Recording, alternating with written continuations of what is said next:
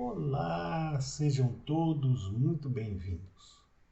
Eu sou o professor Guilherme Alves de Melo Franco, especialista em Direitos Material e Processual do Trabalho e Previdenciário pela Universidade Estácio de Sá, do Rio de Janeiro, formado em Direito pela Faculdade de Direito da Universidade Federal de Juiz de Fora, Minas Gerais. Estou a desenvolver no meu canal do YouTube, Guilherme Alves de Melo Franco Estudar Direito, um curso sobre os direitos material e processual do trabalho, que tem por objetivo o estudo da consolidação das leis do trabalho, artigo por artigo, e como livro base, os meus comentários à reforma trabalhista, Lei 13.467, de 13 de julho de 2017, lançados pela editora Juruá de Curitiba, no Paraná, no ano de 2021. Esta é a nossa aula de número 59 deste nosso curso de Direitos Material e Processual do Trabalho. E nela estaremos a desenvolver nossos entendimentos a respeito dos artigos 138, 139 e 140 da Consolidação das Leis do Trabalho, que continua a caminhada jurídica da CLT a respeito do Instituto das Férias. Diz o artigo 138 da Consolidação das Leis do Trabalho que durante as férias o empregado não pode prestar serviços a outro empregador, a não ser por imposição contratual. Ora, as férias elas são destinadas especificamente para a recuperação da força de trabalho despendida pelo empregado em favor de seu empregador durante o ano inteiro de prestação pessoal de serviços. Portanto, o objetivo principal da norma é evitar que o empregado, por um desgaste extremo, deixe de ter condições físicas e mentais para o desenvolvimento das suas atividades cotidianas. Portanto, é destinado o período de férias única e exclusivamente ao descanso do trabalhador. Não seria lógico, portanto, que o empregado prestasse serviços a outro empregador durante o lapso temporal em que ele esteja cumprindo a sua medida anual de férias. Esta é a vedação da lei através do artigo 138 da Consolidação das Leis do Trabalho, que estamos a desenvolver nossos entendimentos neste instante.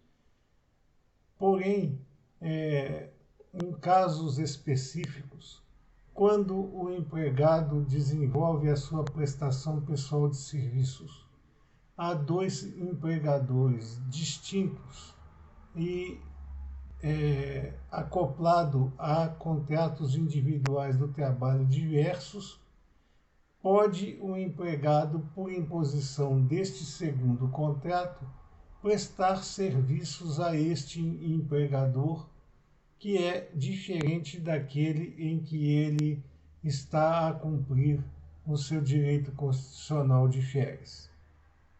Nessa hipótese, é possível, pois, a mitigação da determinação legal incerta no artigo 138 da Consolidação das Leis do Trabalho e há a permissão legal para que o empregado, neste caso, desenvolva suas atividades profissionais cotidianas a outro empregador. Fora disso, é vedada qualquer tipo de execução de trabalhos para empregadores diversos durante o lapso temporal em que o empregado esteja subsumido a, ao gozo do período de férias. O artigo 139 da Consolidação das Leis do Trabalho versa sobre as férias coletivas. As férias coletivas são aquelas destinadas pelo empregador a todos os seus empregados numa mesma época ou a determinados empregados de um só estabelecimento ou de setores da empresa. Portanto, serão férias coletivas aquelas que abrangem grande número de trabalhadores empregados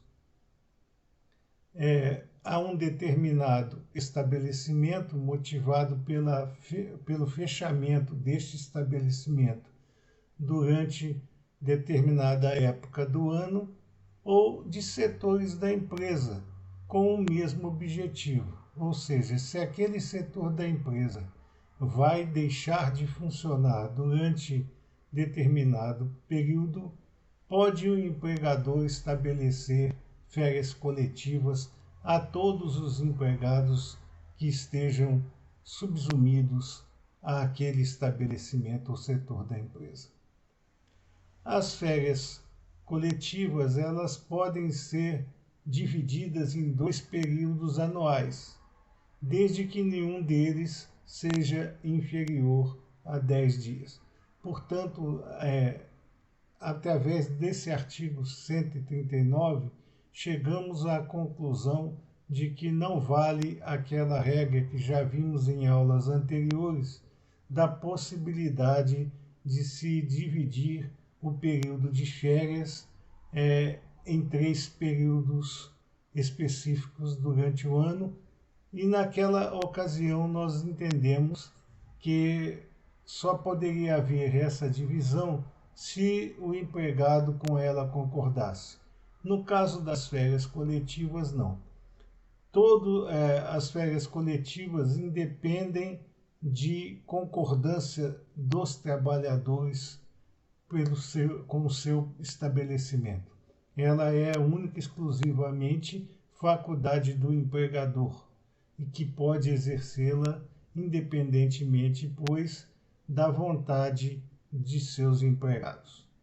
E as férias coletivas, elas podem ser divididas em 2 períodos e não em 3, como vimos naquela ocasião do estudo a respeito da divisão do período de férias normais. As férias coletivas, portanto, só podem ser divididas em 2 períodos anuais, e desde que nenhum desses períodos seja inferior a 10 dias. Portanto, o empregador pode dividir as férias em 2 períodos de 15 dias, em um período de 20 dias e outro de 10, mas jamais poderá deixar que um desses períodos seja inferior a 10 dias.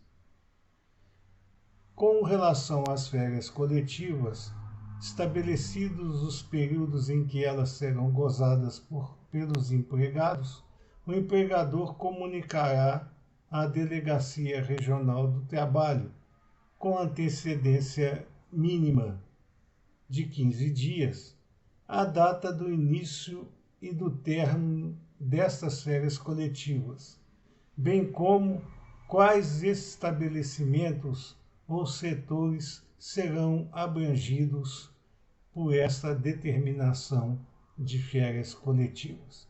Essa situação ela é impositiva para que haja a validade do período de férias coletivas destinada a setores ou a um estabelecimento ou a todos os empregados da empresa. Só terá validade se o empregador comunicar à Delegacia Regional do Trabalho do Ministério do Trabalho e Previdência. Fora disso, as férias não serão consideradas legítimas e poderá haver aos trabalhadores o pagamento desses valores mas como tempo à disposição do empregador e, portanto, ainda terão os empregados direito às férias normais. Havendo essa comunicação, não haverá mais esta possibilidade de se entender o período de férias coletivas irregulares como de efetivo serviço ao empregador. Também o empregador comunicará ao sindicato da categoria profissional ou das categorias profissionais atingidas pelo período de férias coletivas no mesmo prazo de prazo mínimo de 15 dias, né, para que a entidade sindical tenha conhecimento desse período de férias coletivas destinados àqueles empregados que estão subsumidos à categoria profissional representada pela entidade de classe. E afixará também um comunicado nos locais de trabalho.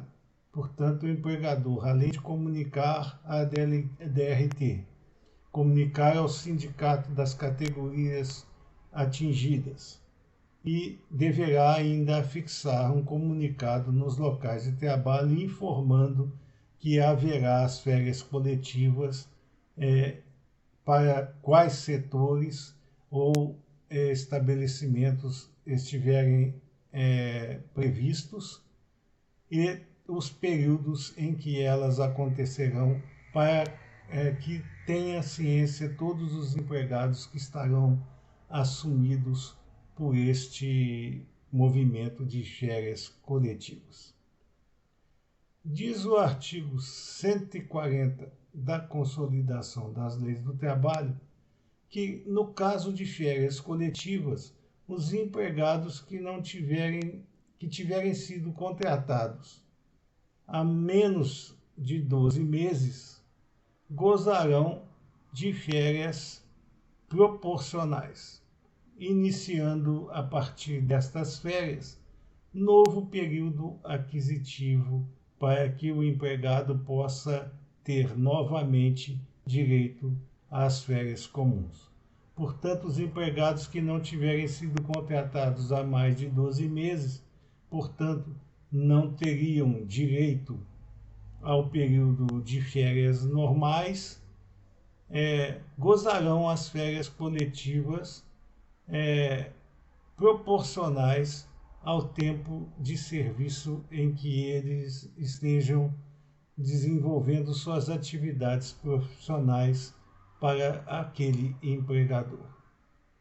E, cumpridas as férias coletivas, proporcionais nesse caso, será iniciado um novo período aquisitivo. Portanto, por exemplo, se o empregado tivesse 11 meses de exercício profissional para aquela empresa e haja a determinação das férias coletivas, ele gozará os valores relativos a esses 11 meses de contrato de trabalho.